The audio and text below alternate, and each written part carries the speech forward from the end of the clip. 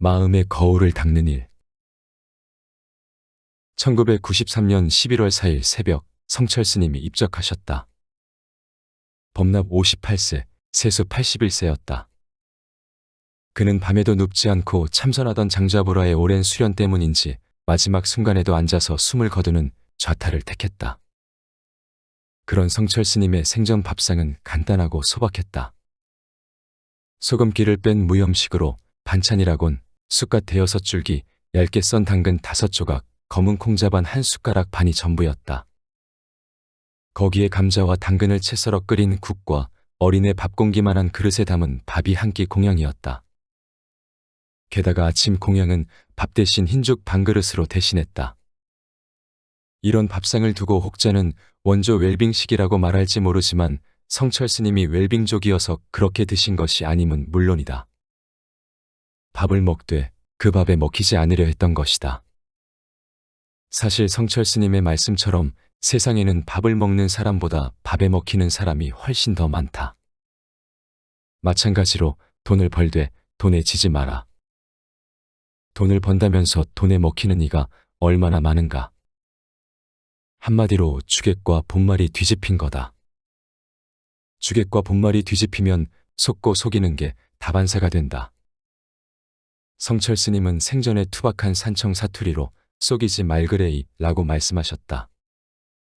남을 속이지 말라는 것에 그치는 말이 아니라 자기를 속이지 말라는 뜻이다. 말 그대로 불기자심이다. 남을 속이는 것이 좀도둑이라면 자기를 속이는 것은 큰 도둑이다. 하지만 사람들은 자기가 스스로를 속이고 있는 큰 도둑인지조차 모르고 산다. 자신을 바로 볼 수 없기 때문이다. 자신을 바로 볼 수 없는 까닭은 마음의 거울에 먼지가 잔뜩 앉아 흐려져 있어서다. 뽀얗게 먼지 앉은 거울이 사물을 바로 비출 수 없듯이 먼지 낀 마음은 자기를 속인다. 그러니 마음의 거울에서 그것들을 털어내야 한다. 성철 스님은 생전에 이목고라는 화두를 자주 던지셨다. 이목고라고 스스로에게 묻는 것은 자기 마음의 거울을 닦는 일이다. 결국 이목고라는 화두는 마음의 거울에서 먼지를 털고 닦아내 자기를 성찰하고 끝내 자기를 속이지 않으려는 몸부림이다. 스님은 팔만대장경 전체를 똘똘 뭉치면 마음 심자 한자 위에 놓이게 된다고 말씀하셨다. 또 옷은 다 떨어진 걸 입더라도 마음만은 절대로 떨어지면 안 된다고도 했다.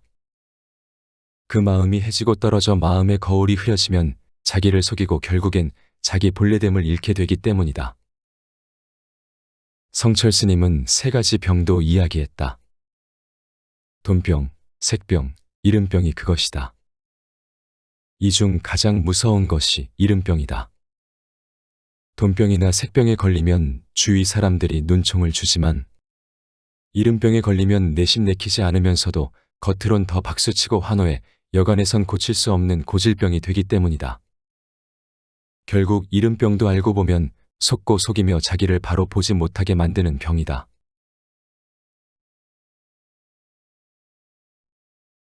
젊은이 근사, 문제에 부딪히고 마침내 깨는 힘. 새의 첫 아침은 유난히 맑고 상쾌했다. 하지만 곧장 일어나지 않고 이부자리 안에서 이리저리 뒤척이다가 뇌리를 스친 한 문장 때문에 벌떡 일어났다. 그 한 문장은 다름 아닌 젊은이 근사. 절실하게 묻고 가까운 일상에서 구체적으로 생각하라는 뜻이다. 논어 자장편에 나오는 구절이다. 원문은 이렇다. 자아가 말했다. 널리 배우고 뜻을 돈독히 하며 절실한 것을 묻고 가까운 데서 생각하면 이는 그 가운데 있다. 삶을 살아갈 때 피할 수 없는 것이 물음이다. 절실한 물음이 없으면 삶이 물렁해진다. 그 물음의 절실한 만큼 삶은 단단해진다. 절실한 물음이란 삶의 무게를 담고 있는 질문이다. 묻는다는 것은 단지 의심하는 것이 아니다. 물음을 통해 더 단단한 확신으로 나아가는 일이다. 그래서 절실한 물음은 힘이 있다. 문제를 우회하는 것이 아니라 정면으로 부딪히고 마침내 깨는 힘이다. 삶은 숱한 벽과 난관에 가로막혀 있다. 하지만 절실한 물음은 그것을 적당히 얼버무려 우회하거나 구렁이 담 넘듯하는 것이 아니라 반드시 파벽한다. 즉 가로막힌 벽을 깬다. 그리고 돌파한다. 절실한 물음이 있은 연후엔 생각을 해야 한다. 그 생각은 먼 데서가 아니라 가까이서 구체적으로 해야 한다. 한마디로 근사다. 1175년 주의와 여조겸이, 주도니, 정호, 정의, 장제 등 내학자의 글에서 학문의 중심 문제들과 일상생활의 요긴한 부분들을 뽑아 편집한 책명이 근사록이다. 이전에는 근사의 참뜻이 뭔 줄 몰랐다. 젊은이 근사의 구절을 익히고 나서야 비로소 근사의 깊이와 의미를 조금이나마 알게 됐다. 아무리 고담줄론을 펼쳐도 자신의 구체적인 일상에서 배태되어 나오는 생각과 말과 글이 아니면 자신을 바로 세울 수 없고 다른 사람들 역시 울릴 수 없다. 그래서 일상의 소소하고 가까운 것에서부터 구체적으로 사유한다는 것은 대단한 인식의 경지요, 실로 무서운 힘이다. 물음이 절실하다는 말은 그만큼 문제에 깊이 천착했다는 뜻이다. 그런데 두루 널리 배움 없이 깊이 천착하기란 불가능하다. 땅을 파더라도 넓게 파들어가야 깊이 들어갈 수 있다. 너무 좁게 파들어가면 자칫한 구멍 자체가 막힐 수 있어 되레 위험하다. 아울러 뜻을 돈독하게 함은 의지를 확고히 하기 위함이다. 절체절명의 순간에 확고한 의지를 갖기 위해, 결정적 순간에 후회 없는 판단을 내리기 위해 절실하게 묻는 것이 아니겠는가. 자고로 질문이 절실하면 반드시 그 안에 답이 있다. 질문이 허접하면 답도 허술하다. 우문현답이란 말이 있지만 실은 절문현답이 있을 뿐이다. 절실한 물음의 답을 먼 데서 찾는 이는 하수다. 답은 항상 가까운 데 있다. 어설프고 섣부른 이들이나 먼 데서 요란스레 떠들며 답 찾는 신용을 한다. 그런 이들은 진짜 문제가 뭔지도 모른다. 문제 해결의 모든 실마리는 내 안에 있고 가까운 데 있으며 구체적인 것에서부터 찾아지는 법이다. 지금 나에겐 어떤 절실한 물음이 있는가? 나는 어떻게 물으며 나아갈 것인가? 정말이지 절실하게 물으라. 그리고 가까이서 구체적으로 생각해보라. 미래가 열리고 해법이 보일 것이다.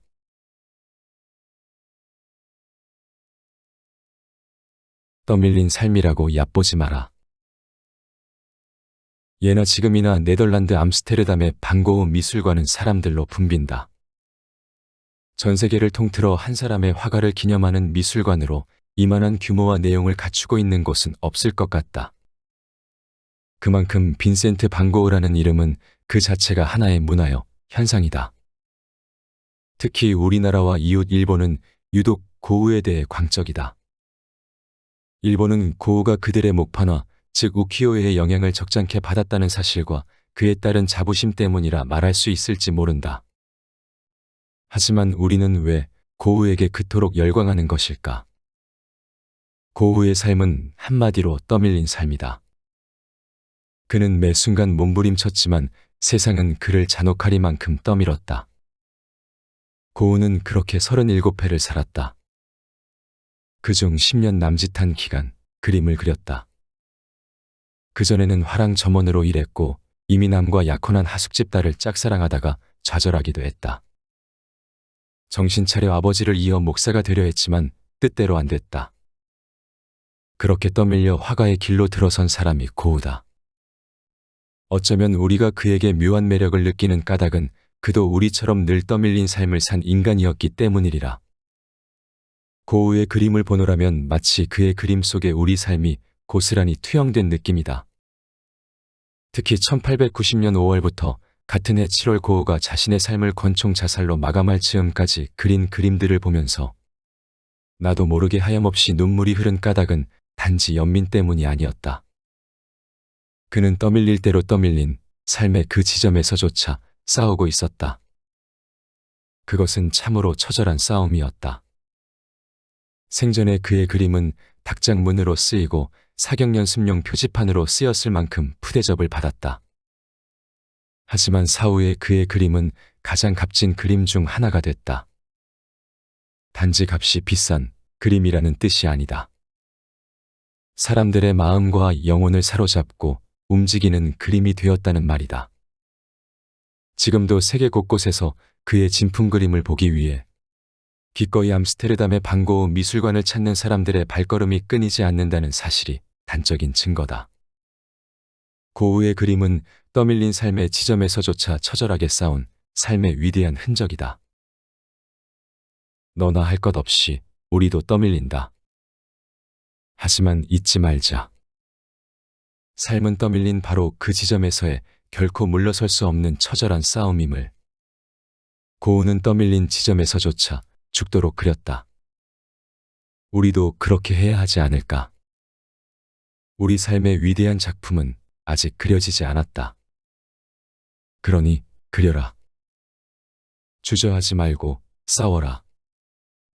처절하리만큼 삶은 떠밀린 지점에서 끝나는 게 아니라 거기서 다시 시작되는 것임을 잊지 말자.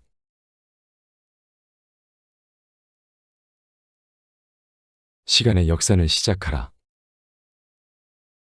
267 빼기 98, 268 빼기 97, 269 빼기 96.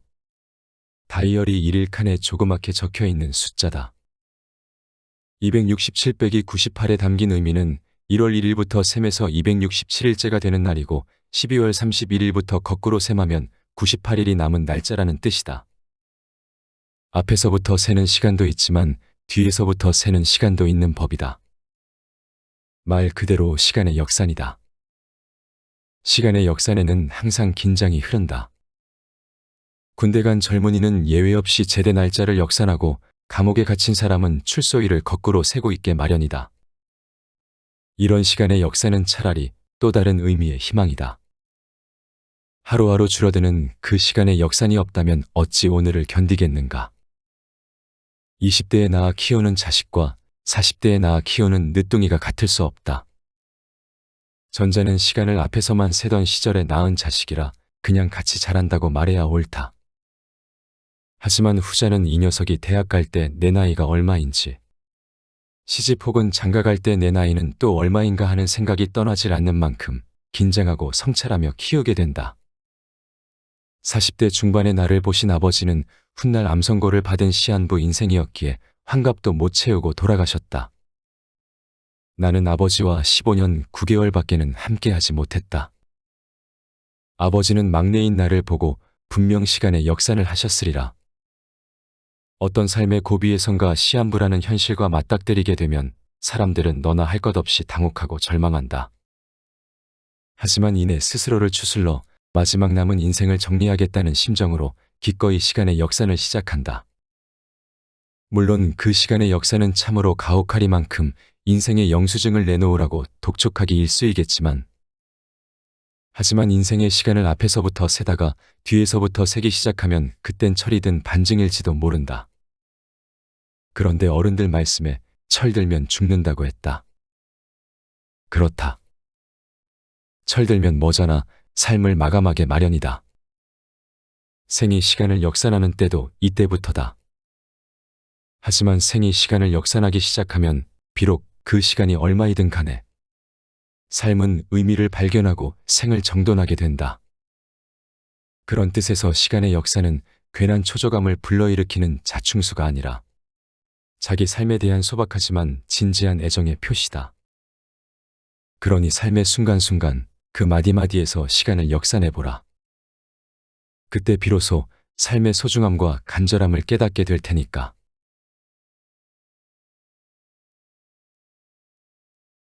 달아 없어질지언정 녹슬지 않겠다. 늙는 것은 나이와 상관없다. 꿈을 이루면 나이가 어리고 젊어도 늙은 것이다. 역으로 꿈이 후회를 덮으면 나이는 들지언정 결코 늙지 않는다. 그러니 나이 젊다고 우쭐대지 마라. 나이 많다고 삶을 내려놓지도 마라. 아직 끝날 때까지 끝난 게 아니다. 모네는 76세의 수련을 그리기 시작했다. 벤저민 프랭클린은 78세 이초점 안경을 발명했다. 세계적인 지휘 거장 레오폴드 스토코프스키는 94세 계약 기간이 6년인 녹음 계약서에 서명했다. 로버트 브라우닝의 말처럼 인생의 절정은 아직 오지 않았다. 100세가 되었을 때 방지엘 목사의 좌우명은 달아 없어질지언정 녹슬지 않겠다였다. 물론 오래 쓰면 닳긴 한다. 하지만 녹슨 것보단 낫다. 나이는 젊은데 녹슨 인간들이 얼마나 많은가.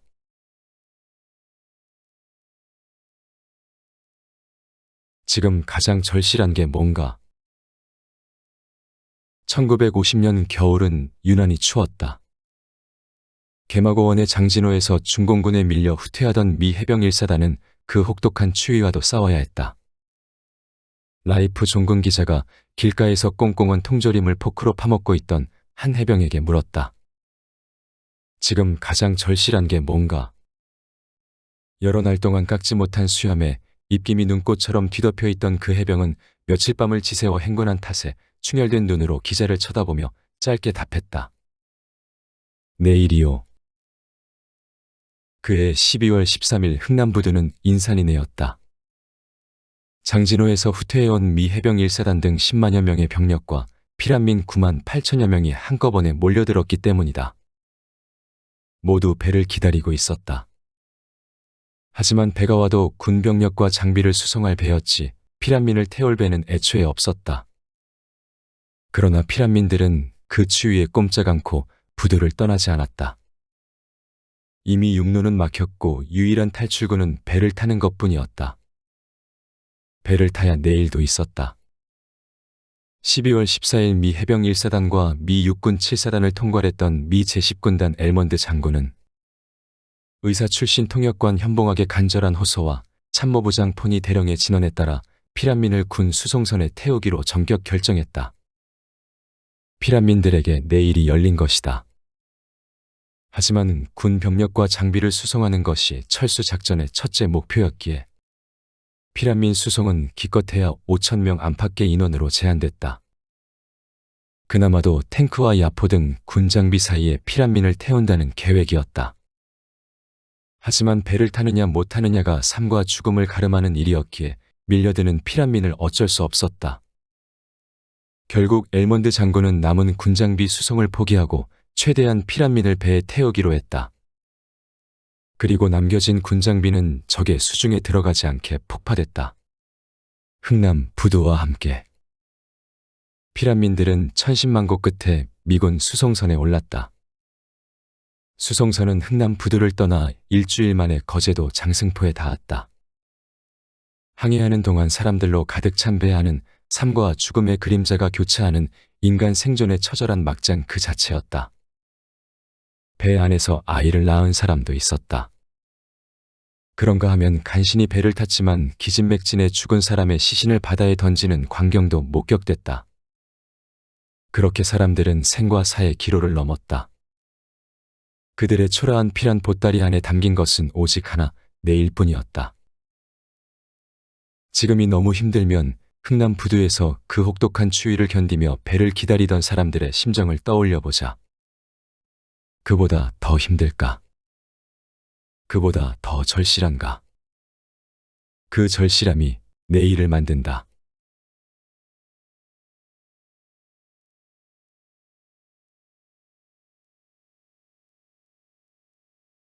앞에서 소개한 내용은 남자의 후반생에서 가져왔다. 단언컨대 후반생은 스스로 더는 이따위로 살지 않겠다라고 다짐하며 다시 살아볼 엄두를 내는 바로 그 시점부터다. 물론 이 한마디가 술김에 하는 소리가 아니고 홧김에 내지르는 말이 아니어야 한다. 푸념이나 입에 발린 말로 나와서는 흔해 빠진 체념과 탄식의 최연에 불과하겠지만 지난한 삶의 몸부림 끝에 나온 결기 어린 외마디라면 삶을 송두리째 뒤집고 바꾸어 놓을 만한 파괴력 있는 말이다. 결국 어떤 계기에서든 정직하고 순절하게 자기 자신의 삶을 진짜 제대로 살아봐야겠다고 스스로 각성하고 결심하며 결행하는 순간부터 우리는 인생 후반전에 돌입하는 셈이다. 인문학적 깊이와 날카로운 통찰로 대한민국의 인문경영 열풍을 일으킨 리딩 멘토 정진홍이 11년 만에 신작으로 돌아왔다. 준비 없이 맞닥뜨린 삶의 한 시기에 저자는 지나온 삶을 성찰해볼 만한 질문들을 던지며 인생 후반전을 위한 올바른 태도에 대해 역설한다. 특유의 해박한 문화적 식견과 예술적 안목을 밑감으로 삼아 논어, 손자병법, 노인과 바다 등 동서양 고전을 재해석하고 베토벤, 반고흐, 윤봉길 등 역사 속 인물들의 생애를 반추하며 오늘날 우리가 추구해야 할 가치를 향해 한 걸음 한 걸음 나아간다.